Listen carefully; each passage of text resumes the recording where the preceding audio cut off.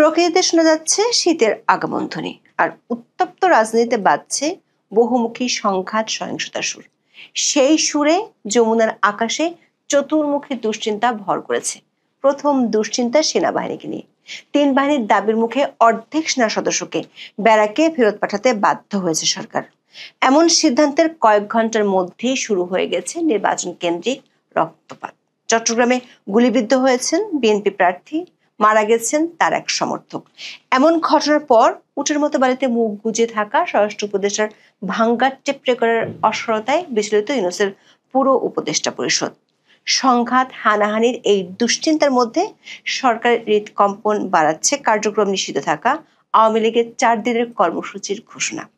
সেটি ঠেকাতে অবশ্য যুদ্ধ ঘোষণার হুঙ্কার দিয়েছে 15 মাস ধরে আইন শৃঙ্খলা রক্ষায় ব্যর্থ অন্তর্বর্তী সরকার। কিন্তু সেই হুঙ্কারে আদৌ কতটুকু কাজ হবে সেটা নিয়ে ব্যাপক চিন্তিত যমুনার নীতি নির্ধারকেরা। উল্টো মানবাধিকার লঙ্ঘনের দায়ে নতুন করে অভিযোগের খাড়া আসে কি না সেটি নিয়েও ভাবতে হচ্ছে সরকার উচ্চ মহলকে। আওয়ামী লীগকে নিয়ে অধ্যাপক ইউনূসের কপালে চিন্তার বলিরেখা বাড়ার আরও একটি কারণ, দেশের পাশাপাশি আন্তর্জাতিক অঙ্গনে দলটির সক্রিয়তা বাড়ছে। প্রভাবশালী বিদেশি সংবাদ মাধ্যমে বের হচ্ছে শেখ হাসিনার সাক্ষাৎকার, বিভিন্ন আন্তর্জাতিক সংস্থায় চিঠি দিচ্ছে আওয়ামী লীগ, অংশগ্রহণমূলক নির্বাচনের বিষয়ে বাড়ছে বহুমুখী চাপ। শেখ হাসিনার দাবিকে ভারত সরকারও সক্রিয়ভাবে সমর্থন দিতে শুরু করেছে বলে বেরিয়েছে খবর। আইন শৃঙ্খলার ছেলেখেলা পরিস্থিতির মধ্যে আওয়ামী লীগের হাক ডাক যখন একসাথে ছোবল মারতে চাচ্ছে, তখন অধ্যাপক ইউনূসের মিত্ররা যমুনা থেকে যোজন যোজন দূরে। সরকার প্রধান রাজনৈতিক মিত্ররাই ফেব্রুয়ারিতে ভোটের ব্যাপারে নিশ্চিত নয়। এমনকি জুলাই সনদ নিয়ে সমঝোতায় পৌঁছানোর সময়সীমা নিয়েও কারো কোনো তৎপরতা নেই। 3 রাজনৈতিক দলের মধ্যে সমঝোতার জন্য 5 উপদেষ্টার বিশেষ মিশনও ফেল করেছে। সব মিলিয়ে শীতের বাতাসের সঙ্গে বাংলাদেশে ধেয়ে আসছে রাজনীতির জটিল মেরুকরণ এবং সংঘাত সহিংসতার নতুন আশঙ্কা। চলুন যাওয়া যাক বিশ্লেষণে। শেখ হাসিনার বিরুদ্ধে হওয়া একটি মামলায় 13ই নভেম্বর সাজা ঘোষণার দিন তারিখ জানাবে আন্তর্জাতিক অপরাধ আদালত। এই মামলা শুনানিতে সাবেক প্রধানমন্ত্রীর মৃত্যুদণ্ড দাবি করেছে প্রসিকিউশন টিম। আওয়ামী লীগের আশঙ্কা 13ই নভেম্বরের পর যে কোনো দিন তাদের সভাপতির বিরুদ্ধে এমন রায় দিতে পারে ট্রাইব্যুনাল। আর তাই 10ই নভেম্বর থেকে রাস্তায় নামার কর্মসূচি ঘোষণা করেছে কার্যক্রম স্থগিত থাকা দলটি। 12 তারিখ পর্যন্ত 3 দিন জেলা উপজেলায় বিক্ষোভ সমাবেশ করতে চায় আওয়ামী লীগ। এরপর 13ই নভেম্বর ঢাকায় লকডাউন পালনের আহ্বান জানিয়েছে তারা। দলটির নেতারা দাবি করেছেন, ঢাকা লকডাউন কর্মসূচি যতটা সম্ভব সফল করতে চান আওয়ামী লীগের তৃণমূলের নেতাকর্মীরা। অন্যদিকে এটি ঠেকাতে সরকারের মিত্র গোষ্ঠীও মাঠে থাকার ঘোষণা দিয়েছে। এতে করে সহিংস হয়ে উঠতে পারে ঢাকার রাজপথ। সরকারের সূত্রগুলো বলছে, আওয়ামী লীগের কর্মসূচি নিয়ে সরকারও চিন্তিত। বিশেষ করে প্রায় 15 মাস মানবাধিকার লঙ্ঘনের রেকর্ডের কারণে আন্তর্জাতিক পর্যায়ে ব্যাপক ভাবমূর্তি সংকটের মধ্যে এ ধরনের কর্মসূচি ঘিরে নীতি নির্ধারকদের মধ্যে তৈরি হয়েছে উদ্বেগ।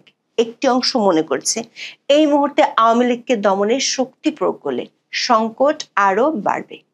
আন্তর্জাতিক সম্প্রদায়ের কাছে রাজনৈতিক দমন পীড়ন এবং একতরফা নির্বাচনের বিষয়টি আরো ভালোভাবে তুলে ধরতে পারবে আওয়ামী লীগ। সহিংসতার মাধ্যমে দমনের কৌশল শেখ হাসিনার প্রাসঙ্গিকতাকে দেশে বিদেশে বাড়াতেও সাহায্য করবে। আবার আওয়ামী লীগকে মাঠে ছেড়ে দিতেও রাজি নয় সরকার সমর্থক গোষ্ঠী। সব মিলিয়ে তৈরি হয়েছে উভয় সংকট। স্বরাষ্ট্র উপদেষ্টা জাহাঙ্গীর আলম 5ই নভেম্বর জানান, আওয়ামী লীগের কর্মসূচি প্রতিহত করতে সব প্রস্তুতি নেওয়া হয়েছে। একই কথা বলেছেন অধ্যাপক ইউনূসের প্রেস সচিব শফিকুল আলম। তবে মাঠের বাস্তবতা একেবারেই ভিন্ন। আওয়ামী লীগের কর্মসূচি ঠেকানোর আগে খবর হলো, অর্ধেক সেনা সদস্যকে ব্যারাকে ফেরানোর সিদ্ধান্ত নিতে হয়েছে সরকারকে। দর্শক, গত 1 নভেম্বর অধ্যাপক ইউনূসের সাথে বৈঠক করেছিলেন 3 বাহিনীর প্রধান। সেদিনের ভিডিওতে আমরা জানিয়েছিলাম, সেনাবাহিনীর পক্ষ থেকে সরকারকে জানিয়ে দেওয়া হয়েছে তারা ব্যারাকে ফিরে যেতে চায়, কারণ সীমান্তে নিরাপত্তা ও প্রশিক্ষণের ঘাটতি দেখা দিয়েছে। বিশেষ করে পার্বত্য চট্টগ্রাম সীমান্তে নিরাপত্তা নিয়ে চিন্তিত 3 বাহিনী। 5ই নভেম্বর দৈনিক প্রথম আলোর খবরে বলা হয়েছে, আইন শৃঙ্খলা পরিস্থিতি নিয়ন্ত্রণে দায়িত্বে থাকা বাংলাদেশ সেনাবাহিনীর 50% সদস্যকে মাঠ থেকে সরিয়ে নেওয়া হচ্ছে। মঙ্গলবার সচিবালয়ে স্বরাষ্ট্র মন্ত্রণালয়ের সভাকক্ষে আইন শৃঙ্খলা সংক্রান্ত কোর কমিটির সভায় এই সিদ্ধান্ত হয়। কোর কমিটির সভায় বলা হয়, সেনার সদস্যদের বিশ্রাম ও নির্বাচনকালীন প্রশিক্ষণের জন্য অর্ধেক সদস্যকে আপাতত সরিয়ে নেওয়া হবে। 5 নভেম্বর থেকে এই সিদ্ধান্ত কার্যকর করা হচ্ছে। এর পাশাপাশি পুলিশ হত্যার বিচার বন্ধ করা এবং গত বছর আগস্টের পরেও সরকার সমর্থকদের একের পর এক হামলা এবং হেনস্থার ঘটনায় পুলিশের বিভিন্ন পর্যায়ে রয়েছে অসন্তোষ। ফলে স্বরাষ্ট্রমন্ত্রী হুঙ্কার দিল, মাঠের কতটা প্রভাব পড়বে তা নিয়ে উদ্বেগ রয়েছে সরকারের। কারণ 5 নভেম্বর গাজীপুরে এক অনুষ্ঠানে দেশের ইতিহাসের নজিরবিহীন ভালো নির্বাচন হতে যাচ্ছে বলে ভাঙা রেকর্ড বাজিয়েছিলেন স্বরাষ্ট্র উপদেষ্টা। জাহাঙ্গীর আলম চৌধুরী বলেন, প্রশাসনকে বলা হয়েছে নির্বাচন যেন ফ্রি, ফেয়ার, ক্রেডিবল ও উৎসব মুখর হয়।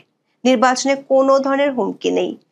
এর মাত্র কয়েক ঘন্টার ব্যবধানে নির্বাচনী সংঘাত ঠেকাতে সরকারের সক্ষমতা কতটুকু তার প্রমাণ পাওয়া গেছে চট্টগ্রামের বায়েজিদে 5 নভেম্বর জনসংযোগের সময় গুলিবিদ্ধ হন চট্টগ্রাম 8 আসনের বিএনপি প্রার্থী এরশাদুল্লাহ। এ সময় সরার বাবলা ও শান্ত নামে আরো 2 জন গুলিবিদ্ধ হন। পুলিশ জানায়, স্থানীয় একটি মসজিদে মাগরিবের নামাজ পড়ে বের হয়ে জনসংযোগ করার সময় সরার বাবলাকে লক্ষ্য করে গুলি করা হয়। এ সময় পাশে থাকা এরশাদুল্লাহ ও শান্ত গুলিবিদ্ধ হন। হাসপাতালে নেয়ার পর বাবলা মারা যান। দর্শক, স্বরাষ্ট্র উপদেষ্টা যে বালিতে মুখ গুজে দিবার স্বপ্ন দেখছেন তা প্রমাণ হতে কয়েক ঘন্টাও লাগেনি। চট্টগ্রামে বিএনপি প্রার্থীর গুলিবিদ্ধ হওয়ার ঘটনা থেকেই সামনে প্রলয়ের ইঙ্গিত স্পষ্ট হতে শুরু করেছে। প্রশ্ন হলো, সেই প্রলয় মোকাবিলা করার আদৌ কি সক্ষমতা আছে সরকারের, অথবা মোকাবিলা করার ইচ্ছাও কি দেখা যাচ্ছে? দর্শক, সংকট যত ঘনীভূত হচ্ছে তত হাল ছেড়ে দেওয়ার আলামত পরিষ্কার হচ্ছে। মাঠ পর্যায়ে দায়িত্ব পালন করা সেনা সদস্যদের সংখ্যা অর্ধেকে নামানোর আকস্মিক সিদ্ধান্ত নিতে বাধ্য হয়েছে সরকার। সেনা সদরে 5 নভেম্বর সংবাদ সম্মেলনে সরকারি নির্দেশনা পাওয়ার বিষয়টি নিশ্চিত করেন মিলিটারি অপারেশন ডিরেক্টরেট পরিচালক ব্রিগেডিয়ার জেনারেল দেওয়ান মোহাম্মদ মঞ্জুর হোসেন। জানান, সার্বিক আইন শৃঙ্খলা পরিস্থিতি বিবেচনা করে এ বিষয়ে পদক্ষেপ নেওয়া হবে। প্রশ্ন হলো, চারদিকে যখন পরিস্থিতি আরো উত্তপ্ত হচ্ছে তখন এমন সিদ্ধান্ত কেন নিল সরকার? কয়েকটি সূত্র থেকে আমরা নিশ্চিত হয়েছি, সরকারের হাতে এখন তেমন কোনো অপশনও নেই। ক্ষমতা দীর্ঘায়িত করার লক্ষ্য পূরণ করতে গিয়ে সামরিক বাহিনীকেও নানামুখী সংকটে ফেলা হয়েছে। মাসের পর মাস মাঠে মোতায়েন রেখে দুর্বল করা হচ্ছে যুদ্ধ সক্ষমতা। একের পর এক বাতিল করা হয়েছে গুরুত্বপূর্ণ প্রশিক্ষণ কার্যক্রম। সেই সঙ্গে বিভিন্ন ঘটনায় জড়িয়ে ফেলে বাহিনীর ভাবমূর্তি এবং গ্রহণযোগ্যতার সংকট তৈরি করা হয়েছে। এমন অবস্থায় কেবল সরকার উদ্দেশ্য পূরণ করতে সেনাবাহিনীকে ব্যবহার করতে দিতে চান না বেশিরভাগ কর্মকর্তা। বাহিনীর সদস্যরাও ব্যারাকে ফিরে নিজেদের পেশাদার ভূমিকায় নিয়োজিত হতে চান। ফলে অনেকটা বাধ্য হয়ে মাঠ থেকে অর্ধেক সেনা সদস্যকে প্রত্যাহারের সিদ্ধান্ত নিতে হয়েছে। সেনা সূত্রগুলো বলছে, সাম্প্রতিক সময়ে 15 সেনা কর্মকর্তা গ্রেপ্তারের পর থেকে সরকারের সঙ্গে বেড়েছে দূরত্ব।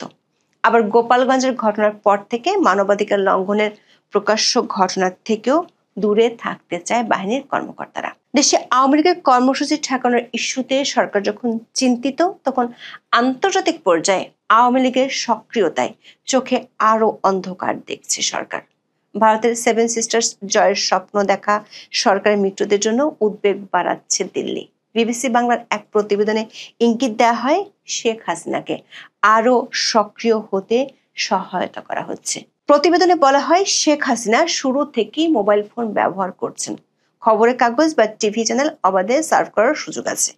এরই মধ্যে 29 অক্টোবর বিশ্বের 3টি আন্তর্জাতিক মিডিয়া আউটলেটে একযোগে শেখ হাসিনার 3টি আলাদা সাক্ষাৎকার প্রকাশিত হয়। এসব সাক্ষাৎকার ভারত সরকারের সম্মতিতেই হয়েছে বলে পর্যবেক্ষকদের কোনো সন্দেহ নেই।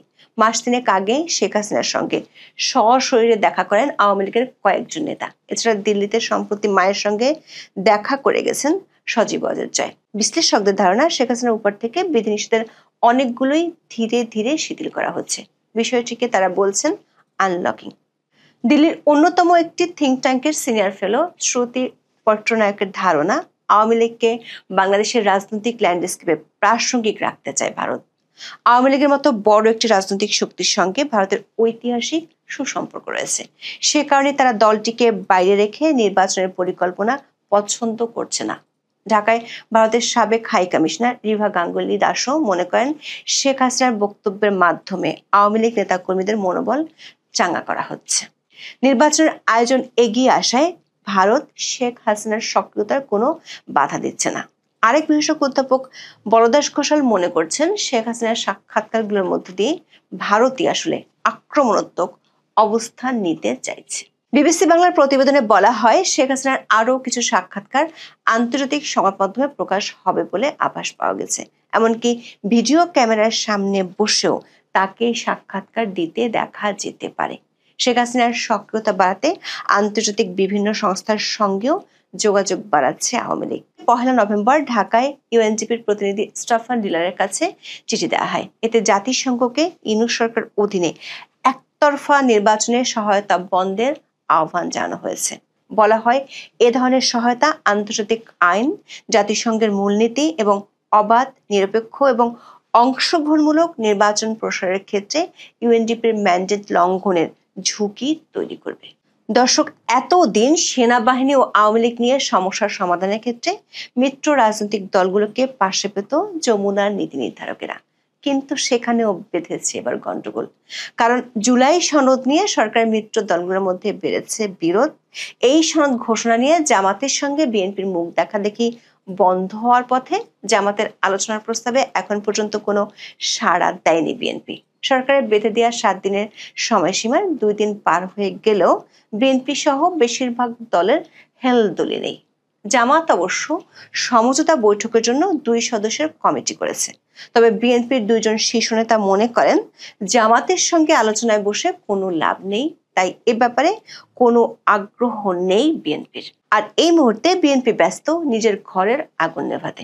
প্রার্থী তালিকা ঘোষণার পর দলটি বিদ্রোহ সামাল দিতে হিমশিম খাচ্ছে। বিদ্রোহী প্রার্থীদের সমর্থকদের তোপে এলাকাতেই যেতে পারছে না অনেক প্রার্থী। বিভিন্ন জায়গায় ছড়িয়ে পড়ছে ব্যাপক বিক্ষোভ। চট্টগ্রামে এরশাদুল্লাহ গুলিবিদ্ধ হওয়ার ঘটনা দলটির হাই কমান্ডকে ভাবনায় ফেলে দিয়েছে। সরকার পর্দার আড়ালে রাজনৈতিক দলগুলোর মধ্যে সমঝোতার জন্য 5 সিনিয়র উপদেষ্টাকে দায়িত্ব দিয়েছিল, কিন্তু এই উপদেষ্টাদের কথায় কর্ণপাতই করছে না 3 রাজনৈতিক দল। প্রশ্ন হলো, চারদিকে এত সব ঘনঘটার মধ্যে কি ভেসে যাবে অধ্যাপক ইউনূসের কথিত ইতিহাসেরা নির্বাচনের ঘোষণা? ঢাল নেই, তলোয়ার নেই, নিধিরাম সর্দারের মতো ভূমিকাতে কি থাকবে সরকার? যমুনার তীরে গড়ে উঠবে কি শাহজাহানের শ্বেত মর্মর তাজমহল, নাকি সিলেটের পাথর কোয়ারির সাদা পাথরের মতো উধাও হতে চলেছে